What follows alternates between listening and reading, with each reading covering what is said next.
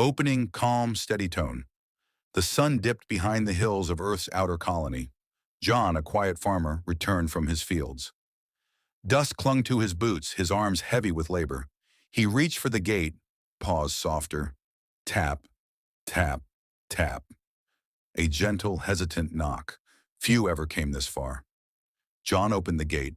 There she stood, a young alien woman, her skin pale gray, glowing blue markings traced across her neck, golden eyes dim in the fading light. At her legs, two frail children clung, hollow-cheeked and trembling. "Please don't be afraid," she whispered. "I'm not here to steal. I'll work anything, just to feed my children." John studied them. The smaller child could barely stand. Slowly he stepped aside. "Come in." Inside, the children devoured warm soup as if they hadn't eaten in weeks. Tears streaked their faces. The girl, though starving, refused to eat until John handed her a spoon and quietly said, "Eat while it's hot." Her voice cracked. "Thank you." That night, John gave them blankets near the fire. The children slept instantly, but the girl stayed awake, guarding. "You don't trust me?" John asked. Her reply was cold. "That's what they all say." John leaned back in his chair. "Then I won't say it. I'll show you." And for the first time in years, she slept. Days passed. Her name was Sina. She worked hard, stronger than her fragile frame suggested. She cooked, cleaned, baked bread, and followed John into the fields. Her children began to laugh again, but whispers spread in the nearby town. "She doesn't belong here. She's one of them." One night, angry men came to John's gate. "She's dangerous," they spat. John's voice was steady. "She's a mother. She saved 2 lives. That counts for more than your hate." They left, but the warning was clear.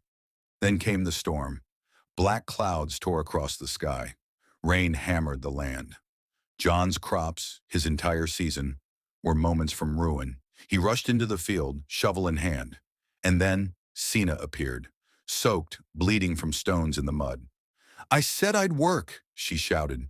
Side by side, they fought the storm, carving trenches, dragging water away from the wheat. Her strength never faltered. When dawn broke, the field still stood, alive, saved. The villagers watched. For the first time, they saw not a burden, but hope. Gifts began to appear at the farmhouse, tools, food, clothes. The same people who once spat hate now whispered her name with respect. One evening, John handed Sina a folded paper. She opened it, stunned. "A deed? Land?" John nodded. "This is yours, because this house is alive again with you in it, because I don't want you to stay out of need. I want you to stay by choice." Tears filled her eyes. "I came to your gate with nothing. You had your word," he said. "That's everything." Weeks later, in the village market, people greeted Sina by name. Her children ran with others, laughing under the sun. That night, under the stars, John stopped her. "One more question," he said. "Not as a guest, not as a worker, as family, as my wife. Will you share this life with me?" Her voice trembled. "Even after all my past?" "I don't want your past," John said. "I want you." Sina looked at her children, at the land that was now hers too. And then she smiled. "Yes." And so, the woman who once knocked on a stranger's gate, begging only for food, finally found not just shelter, but a home, a name, and a love that no storm could ever take